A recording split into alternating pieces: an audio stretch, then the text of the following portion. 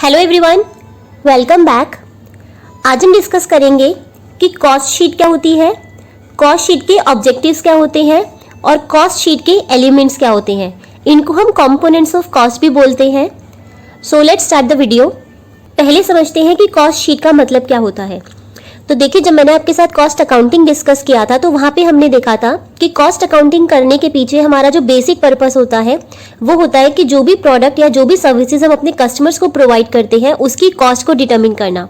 क्योंकि एक बार हमें हमारे प्रोडक्ट्स की कॉस्ट पता चल जाएगी तो we can easily fix our selling price. तो वही हमारा बेसिक ऑब्जेक्टिव होता था। लेकिन क्वेश्चन आता है कि हम कॉस्ट को कैलकुलेट कैसे करें। तो कॉस्ट को एसरटेन करने के लिए हम लोग कॉस्ट शीट प्रिपेयर करते हैं, यानी कि ऐसा शीट जो कि हमें किसके बारे में इंफॉर्मेशन देता है, कॉस्ट के बारे में। अब देखिए, होता क्या है कि जो भी हमारा कॉस्टिंग का डिपार्टमेंट होता है उनको सारी इन्फॉर्मेशन प्रोवाइड की जाती है कि सर हमने कितना मटेरियल मंगाया, कितनी कॉस्ट पे मंगाया, उसमें से कितना हमने यूज़ किया, कितना स्क्रैप हो गया, कितना हमारा डिफेक्टिव गुड्स प्रोड्यूस हुए, कितना लेबर हमने जो थी वो मंगाई, उनको किस आर पे हम लोग कितने रेट पे हम वेजेस प्रोवाइड कर रहे हैं, उनके बोनस क्या है, कमीशन क्या है, हॉलीडेज उन्होंने कितनी छुट्टी ली है, कितने वर्किंग डेज उन्होंने काम किया, कितना हमारा आइडल टाइम था, कितना हमारा सेटअप टाइम लगा। तो हर चीज़ की इन्फॉर्मेशन जो है वो कॉस्टिंग डिपार्टमेंट को दी जाती है। कॉस्टिंग डिपार्टमेंट उस सारी इन्फॉर्मेशन को कलेक्ट करके एक कॉस्ट शीट प्रिपेयर करता है कि मुझे इस टाइम पीरियड में, वो हाफ ईयरली भी हो सकता है, मंथली भी हो सकता है और ईयरली भी हो सकता है, कि मुझे इस टाइम पीरियड में उस प्रोडक्ट को मैन्युफैक्चर करने में कितनी कॉस्ट लग रही है, उसको एसरटेन करने के लिए वो क्या करेंगे, कॉस्ट शीट प्रिपेयर करते हैं। तो देखिए, वही यहाँ पे लिखा है कि कॉस्ट शीट एक ऐसा स्टेटमेंट है जो कि किसी भी टाइम पीरियड पे आप बना सकते हो, जो कि आपको इन्फॉर्मेशन प्रोवाइड करेगा कि आपने प्रोडक्शन के लिए कौन कौन से एलिमेंट ऑफ कॉस्ट इनकर किए हैं। एलिमेंट ऑफ कॉस्ट हमने लास्ट क्लास में देखा था, it is material, labour and expenses. ये हमें टोटल कॉस्ट की इन्फॉर्मेशन भी प्रोवाइड करता है और साथ साथ कॉस्ट पर यूनिट भी हमें इन्फॉर्मेशन पता चल जाती है कि हमने गिवन टाइम पीरियड में कितना हमने टोटल कॉस्ट इनकर किया और कितना पर यूनिट कॉस्ट हमने इनकर किया। तो मैं एक बार आपको इसका फॉर्मेट दिखा देती हूँ। तो देखिए, यहाँ पे हमारा पूरा फॉर्मेट है। यहाँ पे हम लोग डिटेल्स देते हैं। तो ये जो कॉलम है ये आपका टोटल कॉस्ट का कॉलम है और ये हमारा पर यूनिट का कॉलम है। तो अगर टोटल कॉस्ट हमसे पूछी जाए कि एक महीने में मुझे कितनी कॉस्ट लगी तो I can use this column information, और अगर मुझसे पर यूनिट कॉस्ट पूछा जाता है तो I can use this column information. अब देखिए, यहाँ पे कहता है कि अगर मुझे करंट ईयर के साथ साथ मुझे प्रीवियस पीरियड की भी इन्फॉर्मेशन देखनी है, उसके साथ कंपेयर करना है। फॉर एग्जांपल, मैंने देखा था कि इस बार जो मैंने मटेरियल यूज़ किया वो 1000 रुपीज़ का था। तो ये क्या प्रीवियस ईयर के कंपैरिजन में मेरा कॉस्ट इंक्रीज हुआ है या डिक्रीज हुआ है। तो हम यहाँ पे एक और कॉलम को ऐड कर सकते हैं जो कि बताएगा total cost in the preceding year, and यहाँ पे हेडिंग हो जाएगा total cost in the current period. तो करंट पीरियड की जो कॉस्ट है हम यहाँ पे लिख लेंगे एंड प्रीसीडिंग ईयर की कॉस्ट के लिए हम यहाँ पे एक कॉलम प्रिपेयर कर सकते हैं और हम दोनों का कंपैरिजन कर सकते हैं कि क्या प्रीवियस ईयर के कंपैरिजन में मेरी कॉस्ट इंक्रीज हुई है या फिर डिक्रीज हुई है। तो इस तरीके से आप अपनी कॉस्ट शीट में जो है वो डिफरेंट कॉलम्स को भी ऐड कर सकते हैं।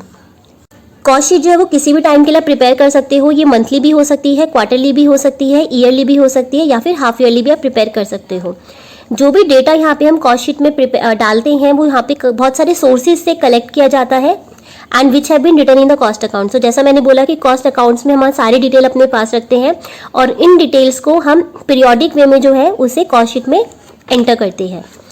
इसके बाद लिखा है कि यहाँ पे हम लोग जो है सेल प्रोसीड्स को इंक्लूड नहीं करते, यानी कि टॉपिक का नाम क्या है, कॉस्ट शीट। ऐसा शीट जिसमें कि हमें कॉस्ट को एसरटेन कर रहे हैं। तो यानी कि यहाँ पे हमारी सेल प्रोसीड्स की इन्फॉर्मेशन नहीं निकाली जाती कि हमने कितने में सेल किया या कितना हमने प्रॉफिट अर्न किया।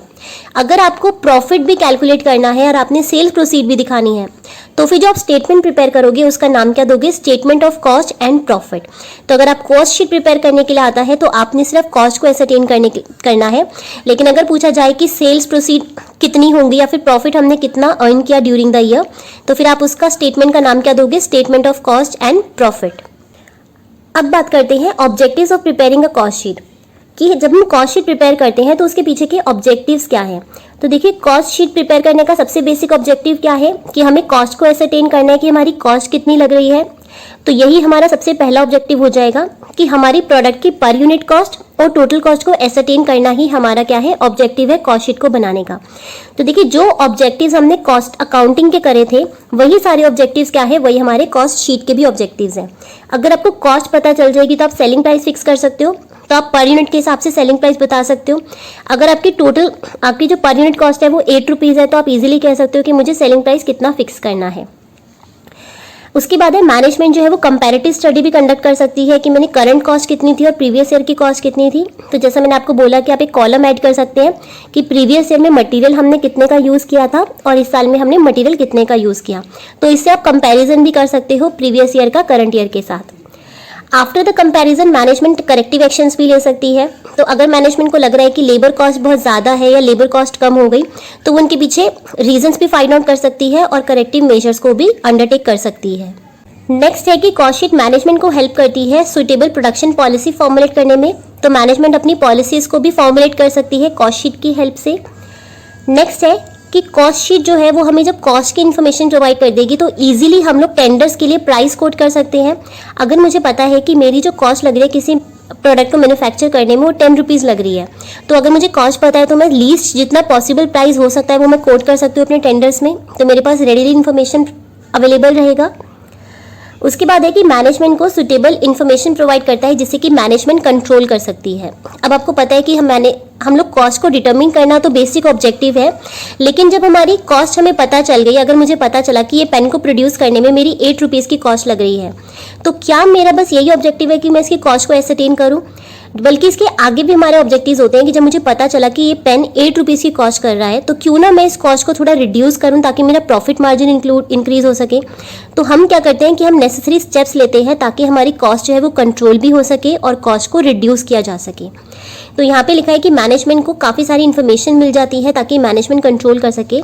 फॉर एग्जांपल, अगर एक ही प्रोडक्ट जो है वो 2 या 2 से ज़्यादा फैक्ट्रीज में प्रोड्यूस होता है, या तो वो सेम मैनेजमेंट में भी हो सकती है, जैसे हमारी डिफरेंट ब्रांचेज हैं अलग अलग शहरों में, तो वहाँ पे मैन्युफैक्चरिंग हो रही है, या फिर अलग अलग मैनेजमेंट के अंदर है, तो हमारी कंपनी नहीं है लेकिन किसी और की कंपनी है, तो वहाँ पे अगर सेम ही प्रोडक्ट मैन्युफैक्चर हो रहा है तो हम कॉस्ट को कंपेयर कर सकते हैं और हम कॉस्ट शीट प्रिपेयर कर सकते हैं डिफरेंट फैक्ट्रीज़ के लिए। तो ये हमें एक बेस का काम करेगा कि कॉस्ट कंट्रोल और कॉस्ट रिडक्शन के लिए। तो हम देख सकते हैं कि क्या दोनों जगहों पर जो कॉस्ट आ रही है क्या वो सेम आ रही है या फिर डिफरेंस आ रही है, और अगर वो डिफरेंस आ रही है तो हम अपनी कॉस्ट को कंट्रोल करने का ट्राई कर सकते हैं कि हमारी कॉस्ट इतनी ज़्यादा क्यों आ रही है, और कॉस्ट कंट्रोल होने के बाद हम उसे कॉस्ट को रिड्यूस करने का भी ट्राई कर सकते हैं। कुछ ऐसी टेक्निक्स देख सकते हैं, कुछ ऐसा मटीरियल यूज़ कर सकते हैं जिससे कि हमारी पर यूनिट कॉस्ट रिड्यूस हो जाए फॉर परमानेंट। अब बात करते हैं फॉर्मेट ऑफ कॉस्ट शीट कि आखिर कॉस्ट शीट प्रिपेयर कैसे की जाती है। तो देखिए, जिस तरीके से फाइनेंशियल अकाउंट्स में हमारे पास फाइनेंशियल स्टेटमेंट्स प्रिपेयर करने के लिए एक फॉर्मेट होता है, जैसे कि ट्रेडिंग अकाउंट की बात करूं तो हमें पता है कि डेबिट साइड पे हमें सबसे पहले ओपनिंग स्टॉक मेंशन करना होता है, then purchases and then direct expenses, and credit side पे हम लोग दिखाते हैं हमारा closing stock and sales. Similarly cost accounting में भी अगर आप कॉस्ट शीट प्रिपेयर कर रहे हैं तो उसके लिए भी एक पर्टिकुलर फॉर्मेट है जिसे कि हम सिस्टमाइज्ड वे में जो है उसे प्रिपेयर करेंगे। ऐसा नहीं है कि कोई भी एक्सपेंडिचर लिया और आपने उसे कहीं पर भी डाल दिया। तो कॉस्ट शीट प्रिपेयर करने के लिए एक पर्टिकुलर फॉर्मेट होता है और उसी फॉर्मेट को हम फॉलो करेंगे। अब देखिए, कॉस्ट शीट का मैंने ऑब्जेक्टिव बोला था कि हम कॉस्ट शीट प्रिपेयर कर रहे हैं ताकि हम अपनी कॉस्ट को एसरटेन कर सकें, उसको डिटरमिन कर सकें। तो कॉस्ट को एसरटेन करने के लिए हमें क्या करना है कि हमने जितना भी एक्सपेंडिचर किया है किसी भी प्रोडक्ट को मैन्युफैक्चर करने के लिए, उसे हम क्या करेंगे, 2 पार्ट्स में क्लासीफाई करेंगे। यानी कि कौन से ऐसे एक्सपेंडिचर हैं जो कि डायरेक्ट नेचर के हैं और कौन से ऐसे एक्सपेंडिचर हैं जो कि इनडायरेक्ट नेचर के हैं। तो यहाँ पे जो हमारा क्लासिफिकेशन होगा सारे एक्सपेंडिचर का गुड्स की मैन्युफैक्चरिंग में, वो किस बेसिस पे होगा कि क्या वो एक्सपेंडिचर डायरेक्ट नेचर का है या क्या वो एक्सपेंडिचर इनडायरेक्ट नेचर का है। तो जितने भी एक्सपेंडिचर हमारे डायरेक्ट नेचर के हैं उन सबको हम सबसे पहले एडअप कर लेंगे। तो जैसे कि हमें पता है कि सबसे पहले हम डायरेक्ट मटेरियल भी होता है, देन डायरेक्ट लेबर होता है और डायरेक्ट एक्सपेंसेस होते हैं। तो ये 3 तरीके के हमारे पास एलिमेंट्स ऑफ कॉस्ट होते हैं। एलिमेंट ऑफ कॉस्ट हमने देखा था लास्ट क्लास में कि दैट इज मटीरियल, लेबर और expenses, these are the elements of cost. किसी भी गुड्स को मैन्युफैक्चर करने के लिए हमें सबसे पहले क्या चाहिए होता है, मटेरियल, लेबर और एक्सपेंसेस। इसके अलावा कोई थर्ड कैटेगरी ऑफ एक्सपेंडिचर नहीं होता, या तो वो मटेरियल की कॉस्ट होगी या वो लेबर की कॉस्ट होगी। और अगर कोई भी हमने ऐसा एक्सपेंडिचर किया है गुड्स को मैन्युफैक्चर करने में जो ना तो मटेरियल है ना ही वो लेबर है, तो वो क्या होगा, एक्सपेंस होगा। तो अगर हम डायरेक्ट मटेरियल, डायरेक्ट लेबर और डायरेक्ट एक्सपेंस को ऐड अप करेंगे तो we will get prime cost, यानी कि वे वो कॉस्ट है जो कि हमें सबसे ज़रूरी है, जो लगेगी ही लगेगी। और यही कॉस्ट जो होता है सबसे ज़्यादा मेजर कंपोनेंट होता है हमारे प्रोडक्ट की कॉस्ट का। हम कंपोनेंट्स की बात कर रहे हैं कि हमारे कंपोनेंट्स क्या है कॉस्ट के। तो सबसे पहला कंपोनेंट क्या हो गया, प्राइम कॉस्ट। प्राइम कॉस्ट कैसे कैलकुलेट होगा, जितना भी डायरेक्ट एक्सपेंसेस है, डायरेक्ट खर्चे हमने किए हैं गुड्स को मैन्युफैक्चर करने में, उन सबको हम ऐड अप कर लेंगे, will get prime cost. Prime cost के बाद क्या होता है, अब देखिए मैंने आपको बताया था कि जब भी हम मैन्युफैक्चरिंग कंसर्न में होते हैं तो हमारे पास 3 मेन डिपार्टमेंट्स होते हैं। एक होता है फैक्ट्री, जहाँ पे प्रोडक्शन होती है। फैक्ट्री से गुड्स प्रोड्यूस होकर ऑफिस डिपार्टमेंट में दिया जाता है, वहाँ पे रिकॉर्डिंग होती है हर चीज़ की, पॉलिसीज बनाई जाती हैं। ऑफिस के बाद जो गुड्स है वो सेलिंग एंड डिस्ट्रीब्यूशन डिपार्टमेंट में दिया जाता है, सेलिंग करने के लिए टू द अल्टीमेट कस्टमर। तो हर मैन्युफैक्चरिंग कंसर्न में 3 डिपार्टमेंट होते हैं और हर डिपार्टमेंट के अपने अपने ओवरहेड्स होते हैं। ओवरहेड्स मतलब इनडायरेक्ट खर्चे, यानी कि जितने भी इनडायरेक्ट खर्चे हैं, चाहे वो मटेरियल का हो, चाहे वो लेबर का हो या वो एक्सपेंस हो, तो जितने भी इनडायरेक्ट खर्चे होते हैं उनको एड अप करने पे हम बोलते हैं फैक्ट्री, उसे हम बोलते हैं ओवरहेड्स। तो प्राइम कॉस्ट जो है ये हमारी फैक्ट्री की कॉस्ट है, क्योंकि गुड्स कहाँ पे मैन्युफैक्चर होगा, फैक्ट्री में तो मैन्युफैक्चरिंग होती है, ऑफिस या सेलिंग डिपार्टमेंट में तो मैन्युफैक्चरिंग नहीं होती। तो फैक्ट्री में हमारे जितना भी डायरेक्ट एक्सपेंडिचर है उन सबको हम ऐड कर लेंगे तो विल गेट प्राइम कॉस्ट। अब इस प्राइम कॉस्ट में हम क्या ऐड करेंगे, जितना भी फैक्ट्री के अंदर ओवरहेड्स है उनको ऐड कर लेंगे तो हमें मिल जाएगा फैक्ट्री का कॉस्ट, कि हमें गुड्स को मैन्युफैक्चर करने में कितनी कॉस्ट लग रही है फैक्ट्री में। सो this is the factory cost. अब फैक्ट्री ओवरहेड का मतलब फैक्ट्री का इनडायरेक्ट मटेरियल, फैक्ट्री का इनडायरेक्ट एक्सपेंडिचर और फैक्ट्री का इनडायरेक्ट लेबर। फैक्ट्री कॉस्ट जब हमें मिल जाएगा तो फैक्ट्री कॉस्ट में हम क्या ऐड करेंगे। अब देखिए फैक्ट्री की कॉस्ट पूरी हो चुकी है तो फैक्ट्री से सामान कहाँ जाएगा, ऑफिस में जाएगा। अब ऑफिस में भी कुछ इनडायरेक्ट मटेरियल होगा, ऑफिस में भी कुछ इनडायरेक्ट स्टाफ होगा जो काम कर रहा होगा, इनडायरेक्ट लेबर, और वहाँ पे भी कुछ ना कुछ इनडायरेक्ट हमारे एक्सपेंसेस हो रहे होंगे जो कि गुड्स की मैन्युफैक्चरिंग में हेल्प करते हैं। तो फैक्ट्री कॉस्ट में हम क्या ऐड कर देंगे, ऑफिस ओवरहेड्स। तो जब हम ऑफिस ओवरहेड्स को ऐड कर देंगे तो हमें पता चल जाएगा कॉस्ट ऑफ प्रोडक्शन कितना है, यानी कि मैंने जो इस साल प्रोडक्शन की है उसकी कॉस्ट कितनी लग रही है, ऑफिस एक्सपेंस को मिला के हमें मिल जाएगा cost of production. So this is the first element, this is the second component and this is the third component. So these are the component of cost. तो क्वेश्चन आता है कि what are the component of cost. So this is the prime cost, then factory cost and then cost of production. अब बारी आती है selling department की। अब जब हमने कॉस्ट ऑफ प्रोडक्शन को निकाल लिया तो कॉस्ट ऑफ प्रोडक्शन में हम किसको ऐड कर देंगे, अपने सेलिंग एंड डिस्ट्रीब्यूशन डिपार्टमेंट के ओवरहेड्स को। तो जो भी सेलिंग एंड डिस्ट्रीब्यूशन डिपार्टमेंट में जितना भी मटेरियल यूज़ हो रहा है दैट इज़ इनडायरेक्ट मटेरियल, जितने भी एम्प्लॉयज़ काम कर रहे हैं दैट इज़ इनडायरेक्ट लेबर, और जितना भी एक्सपेंस है चाहे वो आपका रेंट हो, इंश्योरेंस हो, रेट्स हो, टैक्सेस हो, कुछ भी हो, वो सारा क्या हो जाएगा, इनडायरेक्ट एक्सपेंस। तो उन सारे ओवरहेड्स को हम ऐड कर लेंगे तो हमें क्या मिल जाएगा, cost of sale. So this is the cost of sale, यानी कि हमें कितनी कॉस्ट लग रही है गुड्स को एक्चुअल में सेल करने की। तो सेल करेंगे तो कैसे होगा, हमारे सेलिंग एंड डिस्ट्रीब्यूशन ओवरहेड्स को भी ऐड करने के बाद। अब ये जो हमारा कॉस्ट ऑफ सेल आएगा this is the fourth component. अब इस कॉस्ट ऑफ सेल हमें पता चल गया कि हमें सेल करने के लिए कितनी कॉस्ट लग रही है, इसमें हम अपना प्रॉफिट मार्जिन को ऐड कर देंगे तो we will get amount of sale, कि हमने एक्चुअल में उसे कितना सेल किया है। So these are the 4 components of cost, कि हमें क्या क्या कंपोनेंट्स होते हैं। एंड यही सारे कंपोनेंट्स जो है इसे हम कॉस्ट शीट में भी फिल करते हैं, लेकिन फॉर्मेट थोड़ा सा डिफर हो जाता है, बीच में 1-2 आइटम्स और ऐड हो जाएंगी, तो अब उनको एक बार देख लेते हैं। सबसे पहले प्राइम कॉस्ट निकालने के लिए हम लोग क्या ऐड कर देंगे, डायरेक्ट मटीरियल, जितना भी हमने डायरेक्ट लेबर यूज़ किया वो, एंड जितने भी हमारे डायरेक्ट एक्सपेंसेस हैं उन सबको ऐड कर लेंगे तो we will get our prime cost. तो हमें मिल जाएगी prime cost. So this is the prime cost, और उसका अमाउंट जो होगा वो हम फाइनल कॉलम में बाहर लिख देंगे। इस प्राइम कॉस्ट में मैंने बोला कि आपने ऐड करने हैं फैक्ट्री ओवरहेड्स। फैक्ट्री ओवरहेड्स कौन सा, इनडायरेक्ट मटेरियल, इनडायरेक्ट लेबर और इनडायरेक्ट एक्सपेंस। तो इनका अमाउंट भी आपको क्वेश्चन में गिवन होगा, तो जो जो आइटम्स आपको क्वेश्चन बताएगा वो आपने डाल देनी है, जो आइटम्स नहीं बताएगा वो आपने स्किप कर देनी है।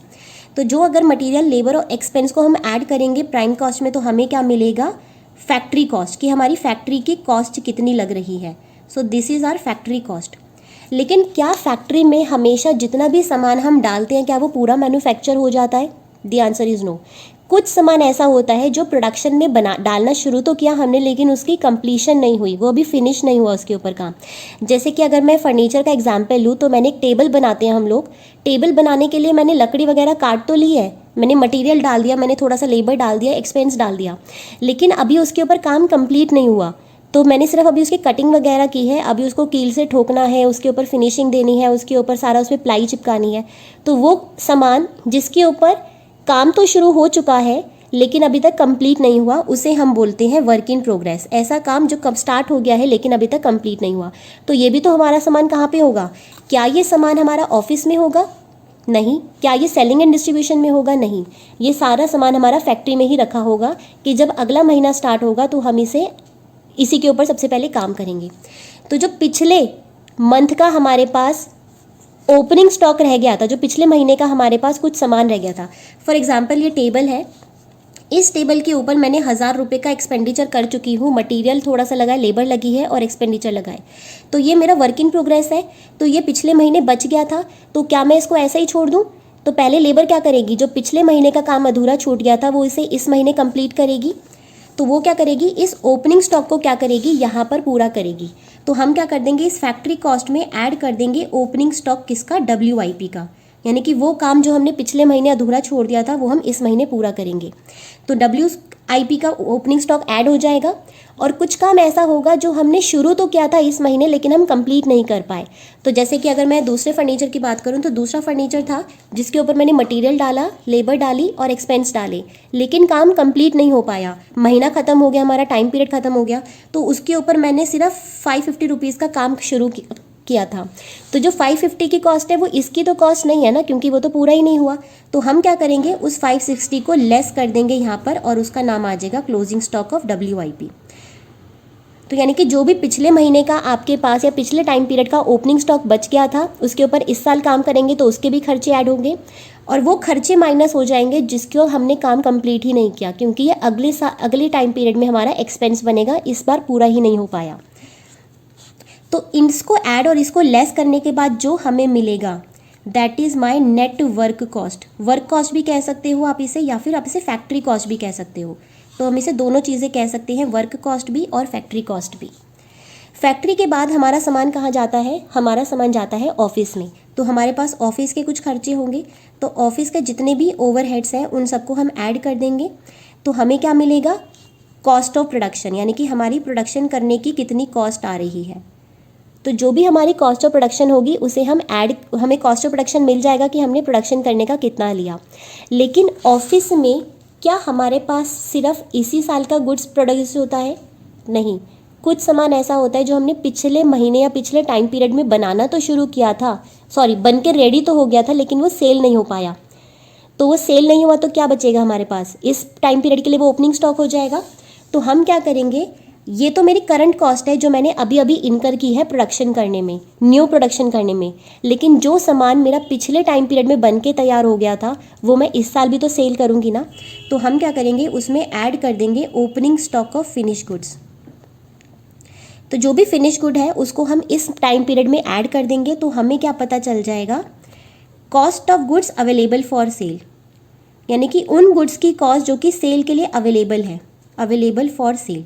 फॉर एग्जाम्पल मैंने इस साल जो है 1 लाख रुपए के गुड्स मैन्युफैक्चर किए, 20,000 रुपीज़ के जो गुड्स हैं वो पिछले बार के बच गए, मार्केट में डिमांड नहीं थी तो मेरे पास स्टॉक बचा रह गया। तो मैं कह सकती हूँ कि टोटल मेरे पास कितनी कॉस्ट का गुड है, 1,20,000 का स्टॉक है मेरे पास। तो how much is the stock available for sale, that is 1,20,000 का अवेलेबल है। अब ये जो अवेलेबल है क्या ये सारा बिक जाएगा? तो नहीं, ज़रूरी नहीं है कि सारा सेल हो जाए। हो सकता है इसमें से इस साल महीने या इस टाइम पीरियड में कुछ स्टॉक ऐसा है जो ना बिक पाए, तो जो नहीं बिकेगा उसे हम क्या क्या नाम दे देंगे, क्लोजिंग स्टॉक। तो जो भी हमारा क्लोजिंग स्टॉक है फिनिश गुड्स का उसे हम कर देंगे माइनस, क्योंकि वो तो बिका ही नहीं। जैसे कि अगर मैं कहूँ कि मेरा 5,000 का स्टॉक बिका ही नहीं तो मैं 5,000 की कॉस्ट माइनस कर दूंगी और मुझे पता चल जाएगा कि 1,15,000 का मेरा सामान बिक चुका है। So this is the actual cost जो मैंने इनकर की है। ये 5,000 का तो बिका नहीं ना, तो इसको क्यों कंसिडर करना। तो मुझे कॉस्ट कितनी लग रही है सामान बेचने की, दैट इज़ 1,15,000। तो ये जो मैंने माइनस किया तो मुझे उसके बाद जो मिला इसे हम कहते हैं कॉस्ट ऑफ गुड्स सोल्ड। जो गुड्स हमने बेचे हैं उनको प्रोड्यूस करने की कितनी कॉस्ट आ रही है। तो ये हमारा ऑफिस के सारे खर्चे अभी तक हो चुके हैं, इवन फिनिश गुड्स भी आ चुका है और WIP भी आ चुका है। अब हमारा सेलिंग डिपार्टमेंट होता है, सेलिंग डिपार्टमेंट में भी कुछ खर्चे होंगे। तो हम क्या करेंगे, इसके अंदर ऐड कर देंगे सेलिंग एंड डिस्ट्रीब्यूशन ओवरहेड्स। तो जितने भी सेलिंग और डिस्ट्रीब्यूशन ओवरहेड्स के खर्चे हैं उन सबको ऐड करेंगे तो हमें क्या मिल जाएगा, कॉस्ट ऑफ सेल। तो जो भी अमाउंट है हमें मिल जाएगा हमारा कॉस्ट ऑफ सेल, कि सेल करने की कॉस्ट कितनी लग रही है। यहाँ तक तो हमारी सिर्फ मैन्युफैक्चरिंग और अवेलेबल की बात हुई थी, अभी हमने सेलिंग डिस्ट्रीब्यूशन डिपार्टमेंट्स के खर्चों को ऐड किया ओवरहेड्स को, तो हमें पता चला कॉस्ट ऑफ सेल कितनी है। अब जब हमें कॉस्ट ऑफ सेल पता चल जाएगी कितनी है तो हम उसमें अपना प्रॉफिट मार्जिन जो है उसको ऐड कर लेंगे कि हमने कितना प्रॉफिट रखना है, और जो भी अमाउंट आएगा उसमें ऐड करके हमें क्या मिल जाएगा, हमारा सेल्स का amount. So this is the format of the cost sheet. अब देखिए कॉस्ट शीट प्रिपेयर करते टाइम कई बार हमें डायरेक्ट मटेरियल जो है वो क्वेश्चन में डायरेक्टली गिवन नहीं होता, तो वो हमें कैलकुलेट करना होता है कि हमने मटेरियल कितना यूज़ किया। तो क्वेश्चन हमें अदर इन्फॉर्मेशन प्रोवाइड करेगा। तो क्वेश्चन मुझे कह सकता है कि मेरे पास ओपनिंग में जो स्टॉक था मटेरियल का वो कुछ था, जैसे कि ओपनिंग में कितना स्टॉक था, मेरे पास 10,000 का स्टॉक रखा हुआ था पिछले साल का। इस साल हमने और परचेज़ किया, तो इस साल हमने 1 लाख का और मटेरियल परचेज़ किया। तो आई कैन से मेरे पास टोटल मटेरियल कितना हो गया, 1,10,000 का मटेरियल हो गया। तो 1 लाख मैंने और परचेज़ किया और पिछले साल का 10,000 का बच गया था। तो टोटल मेरे पास कितना मटेरियल है, 1,10,000। उसमें से मेरे पास कुछ क्लोजिंग स्टॉक होगा, तो मैंने इसको ऐड किया। तो क्लोजिंग स्टॉक को हम क्या कर देंगे, माइनस कर देंगे, क्योंकि ये वाला मटेरियल यूज़ ही नहीं हुआ। तो 1,10,000 का मटेरियल में से अगर मैंने 20,000 का मटेरियल यूज़ ही नहीं किया, वो मेरे पास बच गया, तो आई कैन से कि मैंने कितना यूज़ किया होगा, 90,000 रुपीज़ का मटेरियल मैंने यूज़ किया होगा। तो इस तरीके से आपने डायरेक्ट मटेरियल की कॉस्ट निकालनी है कि ओपनिंग में जितना था उसमें हम परचेजेस को ऐड करेंगे, तो मुझे पता चलेगा कि मेरे पास मटेरियल कितना अवेलेबल था। जितना मेरे पास था उसमें से मैंने कितना कंज्यूम नहीं किया, जो मेरा क्लोजिंग स्टॉक बच गया, तो उसको सब माइनस कर देंगे, तो वील गेट कि हमने कितना मटेरियल कंज्यूम किया। So that is 90,000 rupees. तो डायरेक्ट मटेरियल जब हम लिखेंगे तो वहाँ पे हम कितना लिखेंगे, 90,000 रुपीज़। अब कई बार क्वेश्चन क्या बताता है कि जो मटेरियल हमारे पास आता है कई बार वो वेस्ट हो जाता है। जैसे मटेरियल आया, लेकिन जैसे कुछ कांच की बॉटल्स थी, तो मैंने मटेरियल में मंगाया कांच की बॉटल्स, लेकिन बॉटल जो थी वो टूट गई, ठीक है, या फिर स्टील हमने मंगाया था या कुछ भी मंगाया था उसमें जंग लग गया, तो हमारा मटेरियल ख़राब हो गया। That is a waste for us. तो वेस्ट हो गया, तो हम अगर उस वेस्ट को कुछ सेल कर पा रहे हैं और उससे हमें कुछ रिकवर हो रहा है, तो वो हमारी कॉस्ट को कम कर देगा। जैसे कि मान लेते हैं कि हमने कुछ मटेरियल हमारा ख़राब था और हमने उसको सेल कर दिया, तो स्क्रैप सेल या फिर सेल ऑफ स्क्रैप लिख देंगे। तो मान लेते हैं कि हमने 100 यूनिट्स जो थी वो 10 रुपीज़ के अकॉर्डिंग हमने सेल कर दी, तो हमें 1,000 रुपीज़ का हमारा जो स्क्रैप है वो सेल हो गया। तो हमारी कॉस्ट कितनी हो गई, 90,000 नहीं हुई, हमारी कॉस्ट कितनी हो गई, 90 में से 1,000 माइनस कर देंगे तो 89,000 रुपीज़। तो यानी कि हमें कितना मटेरियल की कॉस्ट लग रही है, 89,000 rupees. So this is how you have to calculate the direct material cost. अब देखिए कॉस्ट शीट का फॉर्मेट देख लेते हैं कि कॉस्ट शीट प्रिपेयर कैसे की जाती है। तो ऊपर हेडिंग देंगे cost sheet of this company, जो भी कंपनी का नाम होगा, ABC लिमिटेड या जो भी है, फॉर द मंथ ऑफ, जिस भी मंथ के लिए आप प्रिपेयर कर रहे हैं, जनवरी, फरवरी, मार्च। अगर क्वार्टर के लिए प्रिपेयर कर रहे हैं तो for the quarter of this to this. तो जो भी आपका टाइम पीरियड है उसका यहाँ पे हम मेंशन कर देंगे।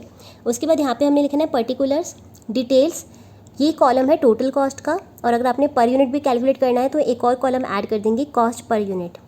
तो यहाँ पे हम सारी डिटेल को मेंशन करेंगे और उनका जो टोटल अमाउंट होगा वो हम बाहर वाले कॉलम में मेंशन करेंगे।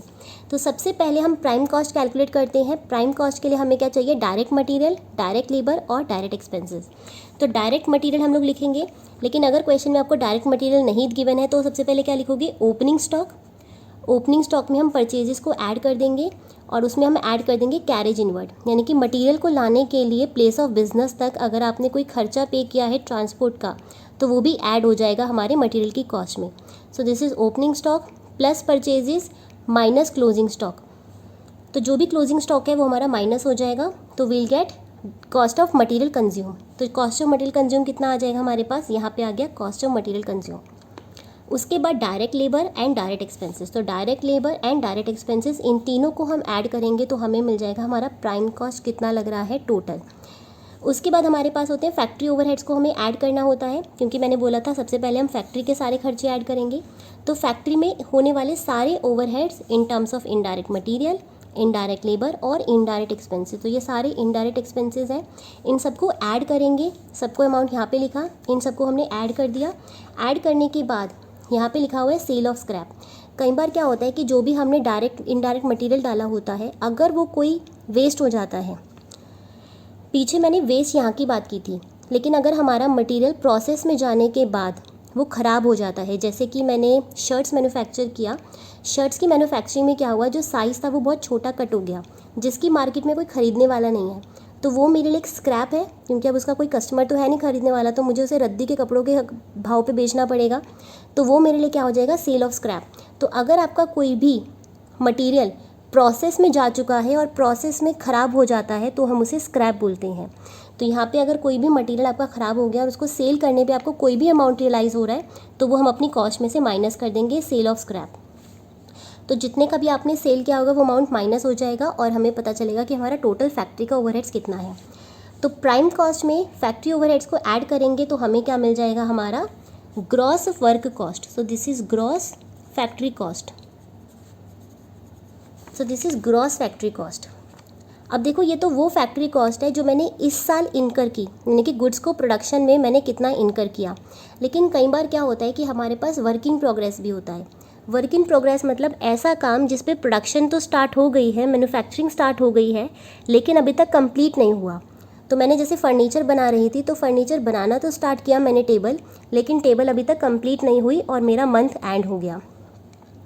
तो यहाँ पे हम लोग क्या करते हैं, जो पिछले महीने का ओपनिंग स्टॉक है या पिछले टाइम पीरियड का जो ओपनिंग स्टॉक है वो हम ऐड करेंगे।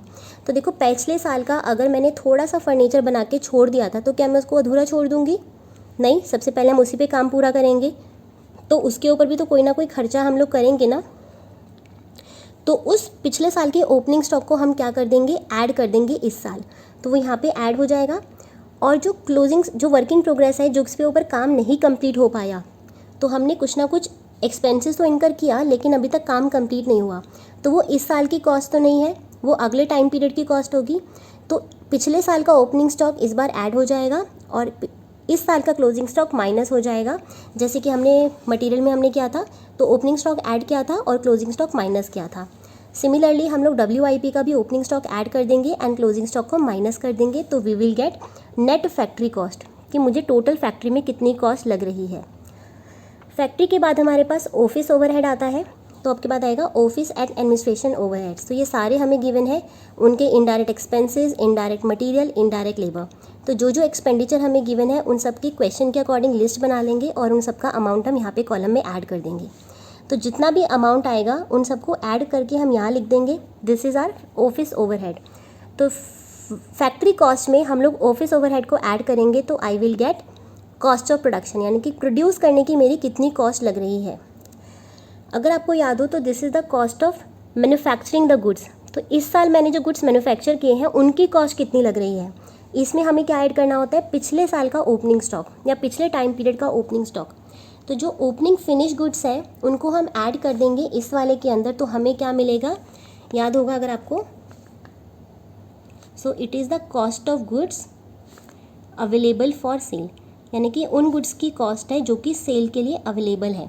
अभी कितने सेल हुए मुझे नहीं पता, लेकिन उनकी कॉस्ट कितनी आ गई जो कि मेरे पास सेल के लिए अवेलेबल है। उसमें से हम क्या माइनस कर देंगे, जो इस साल स्टॉक बिका ही नहीं, तो मेरे पास कुछ स्टॉक ऐसा होगा जो कि मार्केट में सेल ही नहीं हुआ, तो उसको क्या कर देंगे, उसको माइनस कर देंगे। तो वो वाला अमाउंट माइनस हो गया। तो इसमें से इसको माइनस करेंगे तो हमें क्या मिलेगा, cost of goods sold. So this is उन गुड्स की कॉस्ट है जो कि मैंने मार्केट में सेल किए हैं। तो जितने भी गुड्स मैंने सेल किए उन गुड्स को प्रोडक्शन करने में कितनी कॉस्ट आ रही है वो मुझे ये वाला अमाउंट बताएगा। अब हमने ऑफिस के खर्चे भी सारे ले लिए। उसके बाद हमारा डिपार्टमेंट कौन सा आता है, सेलिंग एंड डिस्ट्रीब्यूशन। तो सेलिंग एंड डिस्ट्रीब्यूशन के जितने भी ओवरहेड्स हैं, इनडायरेक्ट मटेरियल, इनडायरेक्ट लेबर और इनडायरेक्ट एक्सपेंसेस, उन सबको ऐड कर लेंगे। तो जो भी क्वेश्चन में लिस्ट गिवन होगी उन सबका अमाउंट लिखेंगे, उन सबको ऐड करेंगे और जो भी टोटल बनेगा उसको हम आउटर कॉलम में लिख देंगे कि हमारे कितने सेलिंग ओवरहेड्स हैं। तो हमारी कॉस्ट ऑफ गुड्स सोल्ड में ऐड कर देंगे हमारे सेलिंग एंड डिस्ट्रीब्यूशन ओवरहेड्स। तो हमें क्या मिल जाएगा, कॉस्ट ऑफ सेल, कि हमने कितने का गुड्स को सेल किया। जब आप इन कॉस्ट ऑफ सेल में प्रॉफिट को ऐड कर देंगे तो हमें क्या मिल जाएगा, हमारा सेल का अमाउंट, कि हमने कितने का सेल किया। क्वेश्चन में कई बार आपको सेल बता देता है तो हमें क्या करना है, कॉस्ट ऑफ गुड्स सोल्ड हम लोग कैलकुलेट कर लेंगे, सेल का अमाउंट डालेंगे और इन दोनों का डिफरेंस जो भी होगा वो हमारा प्रॉफिट या फिर लॉस का अमाउंट हो जाएगा। फॉर एग्जांपल मैंने कॉस्ट कैलकुलेट किया, कॉस्ट शीट के थ्रू 100 आ रहा है और सेल जो है वो मुझे 130 बता रहा है, तो मैं 30 रुपीज़ का प्रॉफिट लिख सकती हूँ। तो यहाँ पे 30 रुपीज़ जो है वो आप कैसे कैलकुलेट करोगे, this minus this. So this is how you have to prepare the cost sheet. अगर क्वेश्चन में हमसे पर यूनिट के लिए भी बोलता है कि आपने कॉस्ट पर यूनिट भी कैलकुलेट करना है, तो उसके लिए हम क्या करेंगे, जो भी अमाउंट यहाँ पर है उसे डिवाइड कर देंगे टोटल यूनिट से। जैसे कि मान लीजिए कि यहाँ पे हमारा जो मटेरियल की कॉस्ट है वो आ रही है 10,000 रुपीज़ फॉर 1000 यूनिट्स, यानी कि 1000 यूनिट्स बनाने के लिए हमारी 10,000 की कॉस्ट है। तो 10,000 रुपये जो है वो यहाँ पर आ जाएगा मटेरियल में, और यहाँ पे पर यूनिट निकालना है। तो 10,000 अगर 1000 यूनिट्स के लिए है तो आप इसको डिवाइड कर देंगे तो हमें क्या मिल जाएगा, पर यूनिट कॉस्ट। तो एक यूनिट को बनाने के लिए हम लोग 10 रुपये का मटेरियल यूज़ करते हैं, तो यहाँ पे सिर्फ 10 रुपीज़ ही आएगा। तो यहाँ पे 10 रुपीज़ आएगा और यहाँ पे 10,000 आ जाएगा मटेरियल। तो जो भी अमाउंट यहाँ पे आप लिखोगे उससे कैसे डिवाइड करते रहोगे, 1000 से, क्योंकि यूनिट्स हमने कितनी प्रोड्यूस की है, 1000। तो सारे अमाउंट को 1000 से डिवाइड करते चलेंगे तो यहाँ पे हमें पर यूनिट की कॉस्ट पता चल जाएगी। एट दी एंड तक आते आते हमें पर यूनिट कॉस्ट पता चल जाएगी, पर यूनिट सेलिंग प्राइस पता होगा तो हमें पर यूनिट प्रॉफिट कैलकुलेट हो जाएगा। So this is how we have to prepare the cost sheet.